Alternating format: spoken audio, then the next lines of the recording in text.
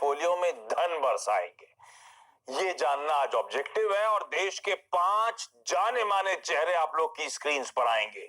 जोजीत financials के गौरांग शाह, सेठी फिनमार्ट के Vikas Sethi, Karvy stock broking के डॉक्टर रवि सिंह, प्रकाश दीवान .in के प्रकाश दीवान और अरिहंत कैपिटल के आशीष महेश्वरी, आप सबका स्वागत है। और यही वो 5 लोग हैं जो अगले आधे घंटे हम लोग की मदद करने वाले हैं। हमें बताएंगे वो बेहतरीन आइडियाज, स्टॉक आइडियाज जिन पे हमें लगाना है दाव। लेकिन सेठी साहब, सबसे पहले एक्साइटिंग टाइम्स होने वाले हैं। यहां से अगली होली की जब मैं बात कर रहा हूं तो अब से 2 महीने बाद ही वो आम चुनाव का आउटकम हमारे सामने आने वाला है।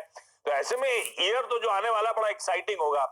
लेकिन एक थोड़ा सा लाइट शेड करें, हालात कैसे नजर आते हैं, अगला साल कैसा पैन आउट होगा, और ज्यादा इंपॉर्टेंट हम सबके लिए जानना कि अगली होली में निफ्टी सर कहां खड़ा होगा।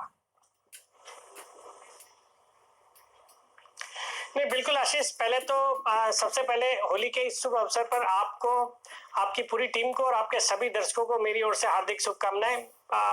और जहां तक बाजारों का सवाल है, देखिए हम एक थोड़े अनसर्टेन टाइम्स की ओर अब बढ़ रहे हैं। जैसे जैसे इलेक्शंस नजदीक आएंगे बाजार में वोलेटिलिटी डेफिनेटली बढ़ेगी, बट मुझे लगता है एक बार ये जो पूरा एपिसोड है ये ओवर हो जाएगा, elections out of the way हो जाएंगे, तो मुझे लगता है एक स्टेबल सरकार अगर आती है जिसके पूरे पूरे चांसेस हैं, तो फिर बाजार में एक अच्छी तेजी यहां से और देखने को मिलेगी। तो मैं बाजार पे बुलिश हूं। मुझे लगता है जिस तरह के मैक्रो इंडिकेटर्स हैं भारत के, और खास करके जो जो रिफॉर्म्स सरकार ने पिछले 2-3 सालों में अनाउंस किए हैं, जिनके अब रिजल्ट्स आने लगे हैं या आने वाले क्वार्टर्स, आने वाले महीनों में देखने को मिलेंगे, उन सब का एक पॉजिटिव इम्पैक्ट, प्लस जो जीडीपी की ग्रोथ रेट है वो थोड़ी कम आई है, तो मुझे लगता है आरबीआई भी अब रेट कट्स करने लगेंगे। मुझे पूरा विश्वास है कि अप्रैल की पॉलिसी में भी हम रेट कट की उम्मीद कर सकते हैं।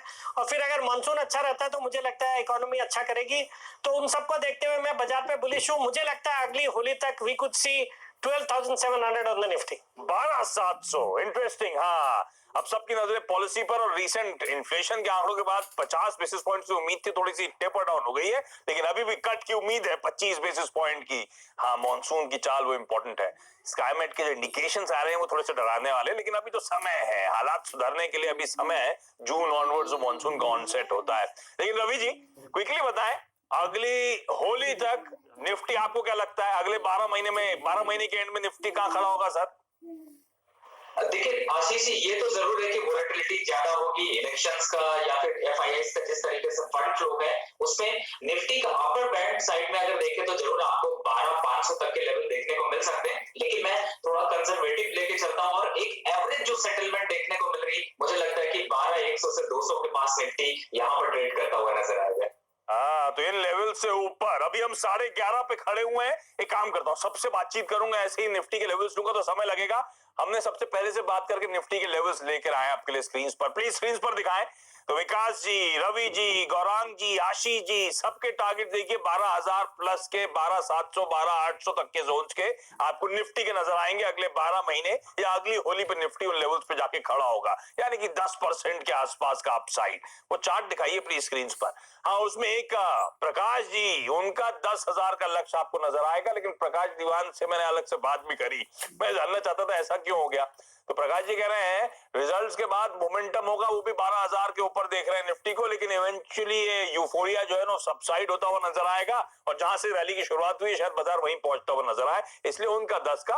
अदरवाइज सबके टारगेट जो है निफ्टी के अगली होली के आप लोग की स्क्रीन पर आते हुए। लेकिन चलिए, बेसिक आइडिया तो खैर निफ्टी से आपको मूड गॉज करने का आइडिया था कि आप लोग समझ जाएं यहां से मोमेंटम तेजी जो है लाइकली कंटिन्यू होगी, लेकिन इस तेजी को राइड कहां करें, कौन से स्टॉक्स पे दाव लगाएं, इस पर अब सीधे उतर जाते हैं। और प्रकाश जी, आप शुरुआत करें सर।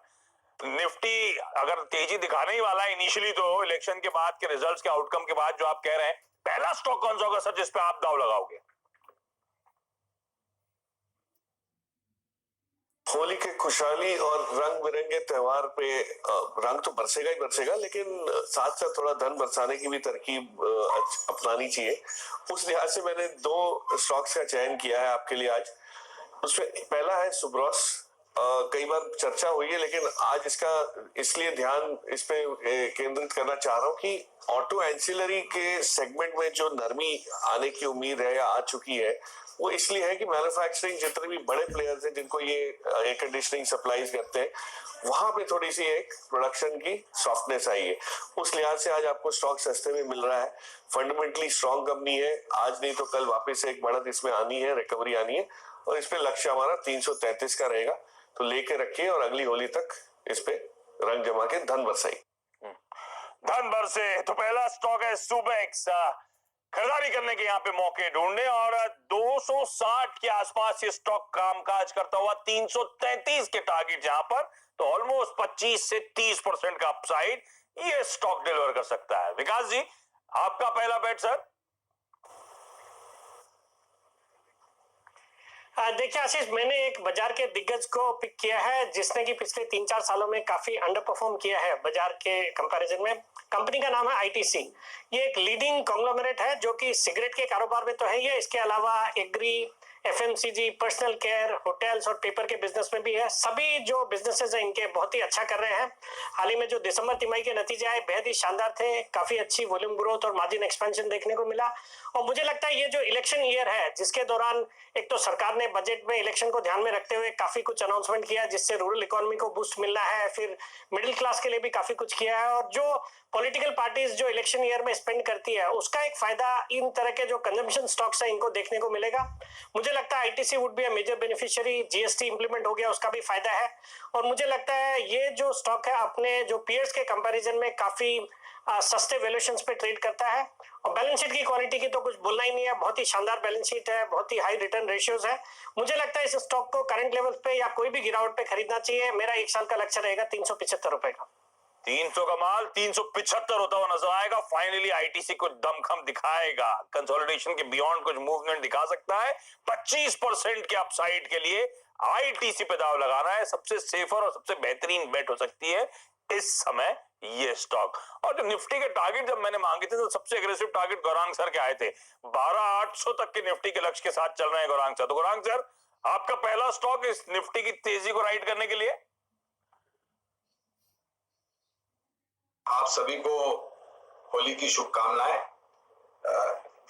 हमारा जो पहला धन बरसे स्टॉक है आशीष जी, वो है बजाज कंज्यूमर केयर। पहले बजाज कॉर्प के नाम पे जाना जाता था। कंजम्पशन एफएमसीजी क्षेत्र से जुड़ा हुआ स्टॉक और काफी काबिल मैनेजमेंट है इनके।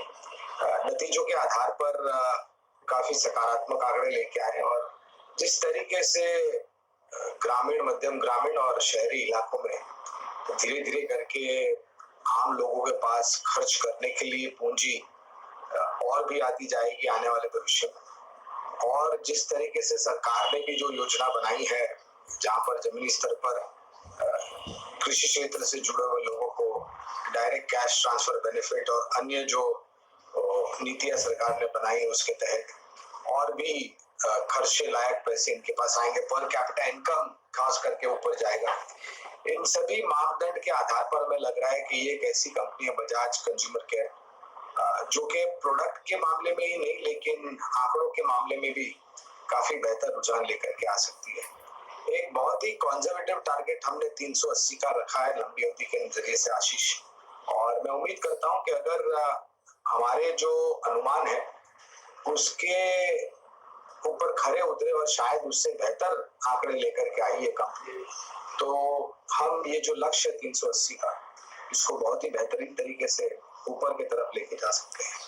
तो कंजर्वेटिवली 380 के लक्ष्य, लेकिन इसके कहीं ऊपर जाने का दमखम रखता है। तो आईटीसी एक एफएमसीजी स्पेस से बैठी दिग्गजों में मिड कैप से देखिए आपकी स्क्रीन पे आ गया बजाज कंज्यूमर केयर। इस स्टॉक पे दाव लगाया। रिसेंटली प्रमोटर्स ने कुछ माल बेचा था, पर उससे लग रहा है कि गिरवी रखे शेयर छुड़ा लिए जाएंगे तो और भी अच्छा होगा स्टॉक के लिए। अगर ऐसा हुआ तो इस स्टॉक पे लगा सकते हैं आप लोग दाव। अच्छा रवि जी, पहला स्टॉक सर आपका कौन सा? बिल्कुल, मैं जिस तरीके से चर्चा हो रही है उसमें बैंकिंग सेक्टर और फाइनेंशियल सेक्टर काफी जो है वो परफॉर्मेंस उनमें निकल के देखने को मिल सकती है।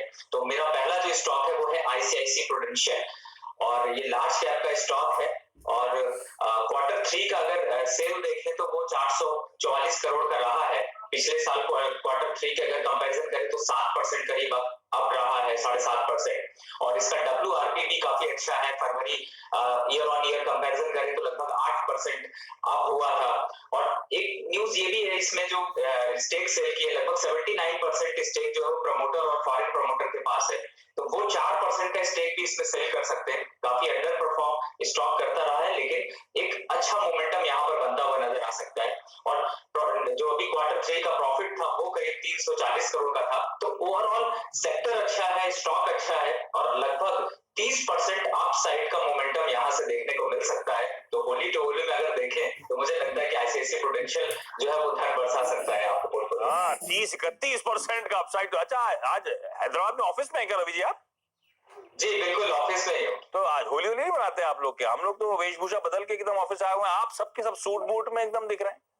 एक्चुअली यहाँ पे थोड़ा सा जो है वो होली कम मनाई जाती है, लेकिन एंजॉयमेंट पूरा किया जाता है। दिल्ली मिस कर रहे हैं मतलब आप?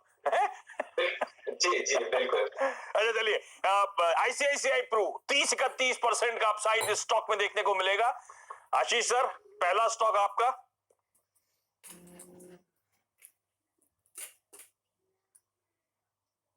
देखिए आशीष, जो दो स्टॉक मैंने आइडेंटिफाई किए हैं सीएनबीसी आवाज के दर्शकों के लिए, जो धन की अच्छी वर्षा करेंगे और धन बिल्कुल लेके नहीं जाएंगे। सबसे पहला स्टॉक है आईडीएफसी फर्स्ट बैंक। मेरा मानना है इस स्टॉक को 52 रुपए पे खरीदा जा सकता है और अगली होली तक इसका मेरा टारगेट 65 से 70 रुपए तक रहेगा।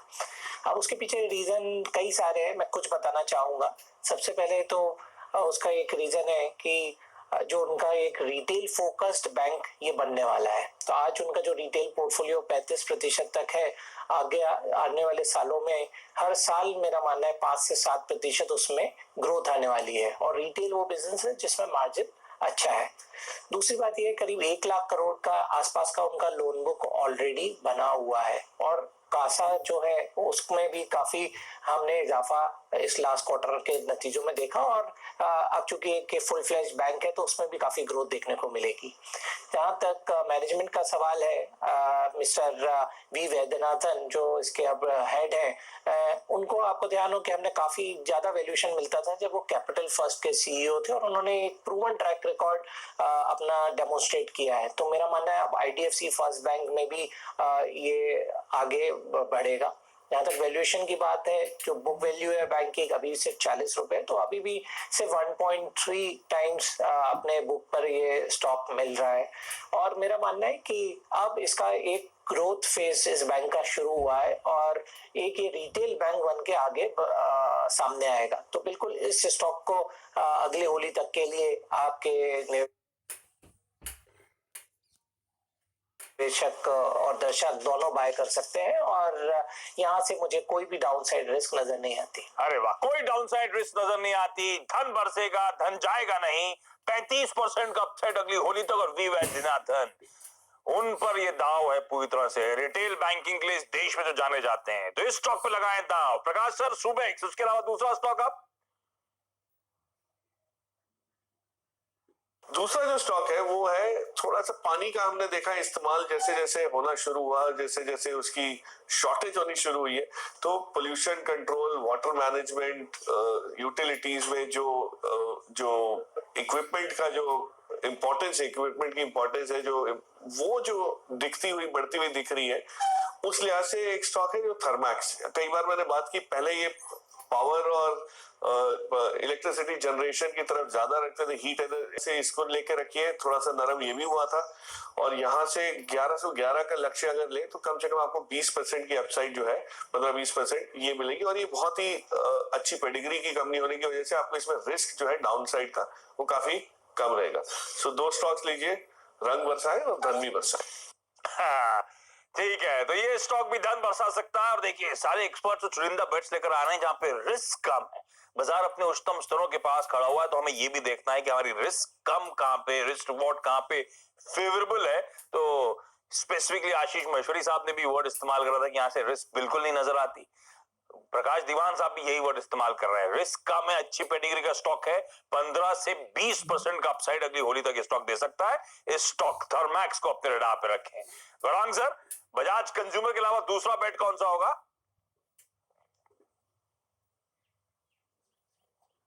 दूसरा विकल्प लंबी अवधि के नजरिए से हमने धातु क्षेत्र को चुना है और इस क्षेत्र से जुड़ी हुई कंपनी की हिंडाल्को, एल्यूमिनियम कॉपर से जुड़ी हुई ये कंपनी बनाती है अलग अलग प्रोडक्ट्स। इन्होंने एक बहुत बड़ा अधिग्रहण किया था विदेशी मार्केट में। इसको लेकर के भी काफी सकारात्मक जो योगदान है वो बैलेंस शीट पे आ रहा है।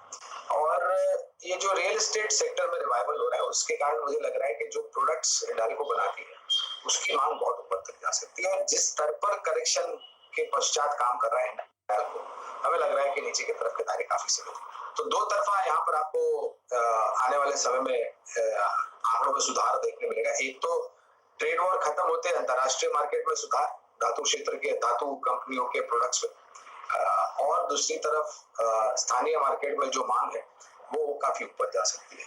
ये दोनों के आधार पर और जिस तरीके से मैनेजमेंट लागत खर्च को लेकर के कदम उठा रही है, मार्जिन एक्सपेंशन होने की पूरी संभावना है मुनाफे। तो इस बलबूते पर 200 के इर्द गिर्द मेरे ख्याल से काम कर रहा है हिंडाल्को स्टॉक। 265 का लक्ष्य लंबी अवधि के नजरिए से हमने तय किया है। 265 का लक्ष्य, यहां से रिस्क रिवॉर्ड फेवरेबल सिमिलर बात करते हुए गौरांग सर भी 200-205 के लेवल्स पे समय ट्रेड हो रहा है। यहां से 29-30% का अपसाइड ये दिग्गज स्टॉक आसानी से आपको दे सकता है। ग्लोबली और डोमेस्टिक फैक्टर्स दोनों गौरांग सर ने हाईलाइट करे। चलिए, अब मेरी प्रॉमिस थी कि 10 ऐसे स्टॉक्स लेकर आएंगे जो धन बरसा सकते हैं हमारे पोर्टफोलियो में। 7 डिस्कस हो चुके हैं। विकास जी, रवि जी, स्वागत है। धन बरसे पोर्टफोलियो में भरे मुनाफे का रंग, ये बेसिक आइडिया, और देश के 5 जाने माने एक्सपर्ट्स कर रहे हैं इस समय हमारी मदद कुछ बेहतरीन स्टॉक आइडियाज ढूंढने में। विकास जी, पहला स्टॉक तो आपने बताया था आईटीसी, अगला कौन सा? आशीष, जो दूसरा स्टॉक पे रिकमेंड करने जा रहा हूँ ये एक मिड कैप स्टॉक है। कंपनी का नाम है सेंचुरी प्लाईबोर्ड्स। ये कंपनी भारत के प्लाईवुड और लेमिनेट सेगमेंट की एक लीडिंग कंपनी है। कंपनी का ऑर्गेनाइज्ड प्लाईवुड मार्केट का करीबन 25% मार्केट शेयर है। जबरदस्त ब्रांड्स है, एक अच्छा डिस्ट्रीब्यूशन नेटवर्क है। और मुझे लगता है जिस तरीके से सरकार का फोकस रहा है अफोर्डेबल हाउसिंग के ऊपर, रियल एस्टेट के ऊपर, जो हमने बजट में देखा कई अनाउंसमेंट्स किए सरकार ने, फिर हाल ही में जो जीएसटी काउंसिल की मीटिंग में इन्होंने रियल एस्टेट की जो जीएसटी रेट है 12% से 5% कर दी, अफोर्डेबल हाउसिंग में 8% से 1% कर दी। तो इन सब का फायदा रियल एस्टेट की डिमांड को बूस्ट करने में होगा और उसका फायदा इस तरह की जो कंपनियां हैं बिल्डिंग मटेरियल स्पेस में या प्लाईवुड बनाने वाली कंपनीज, इनमें देखने को मिलेगा। तो उस लिहाज से इस स्टॉक से मुझे काफी उम्मीदें हैं। स्टॉक अपने हाईज 360 के हाईज से काफी करेक्ट हो चुका है, आजकल 200 के लेवल पे अवेलेबल है। और मुझे लगता है ये कंपनी आने वाले 3 साल 5 साल तक 20% की CAGR से डेफिनेटली ग्रो कर सकती है। So I am bullish on the stock. I think इस प्राइस पे स्टॉक को खरीदना चाहिए। मेरा 1 साल का लक्ष्य रहेगा 300 रुपए का। 300 रुपए का लक्ष्य, एग्रेसिव टारगेट्स आते हुए स्टॉक में आपकी स्क्रीन पे तगड़े अपसाइड, और अगले ये 1 साल की स्टोरी नहीं, आने वाले कुछ सालों में अच्छी कंपाउंडिंग ये स्टॉक करने का दमखम रखता है। रवि जी, पहला तो गजब आईसीआईसीआई प्रो 30% का अपसाइड, अगला स्टॉक कौन सा? बिल्कुल, दूसरा स्टॉक मेरा मिड कैप का है, वो भी आप देखें तो एक फाइनेंशियल सेक्टर से ही है, और वो है स्टॉक मैक्स फाइनेंशियल। काफी तेजी से ये जो है वो रिकवरी की तरफ बढ़ा और एक ऊपर से करेक्शन जरूर देखने को मिला, लेकिन एक बार यहाँ पर अगर सेल्स नंबर देखें, जो सेल्स ग्रोथ Q3 की Q2 के कंपैरिजन में थी वो बहुत बड़ी देखने को मिली, लगभग 2170% ऊपर। और दूसरी तरफ है अगर इनका प्रॉफिट देखें तो जो आफ्टर टैक्स है वो 140 करोड़ का देखने को मिला।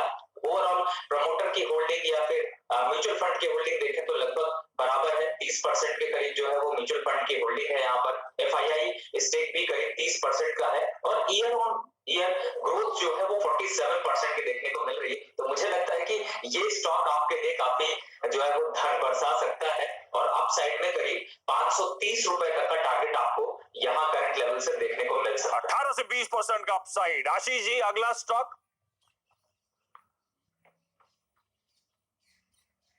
दूसरा स्टॉक है जो काफी धन वर्षा इस साल में पिछले एक क्वार्टर में किया है, और इस पूरे साल मेरा मानना है कि काफी स्ट्रांग रहेगा और अगले होली तक काफी अच्छा मुनाफा देगा। यह है बाटा इंडिया। 1340 रुपए के भाव पर इस स्टॉक को मेरी खरीदने की सलाह है और मेरा मानना है 1650 से 1700 रुपए तक के टारगेट आप इस स्टॉक में अगले 1 साल में देख सकते हैं। और अब उसके पीछे रीजन क्या है? ये एक इंडिया की जो कंजम्पशन स्टोरी है उसका एक फ्रंट रनर स्टॉक है। आप सिर्फ एक ग्रोथ के आंकड़े देखिए, इनफैक्ट सितंबर से दिसंबर क्वार्टर के बीच में भी एक उन्होंने जबरदस्त प्रदर्शन देखने को मिला है, जब उनका सेल्स करीब 100 करोड़ से ज्यादा का बढ़ा और लगातार बिल्कुल ठीक है। इंडिया की कंजम्पशन स्टोरी का एक तो आईडीएफसी फर्स्ट गजब की स्टॉक आता हुआ, उसके बाद बाटा इंडिया आप लोग की स्क्रीन पर 27% का अपसाइड। सॉरी सर काटना पड़ा, समय कम था, क्विकली रैप अप करना चाहता हूं।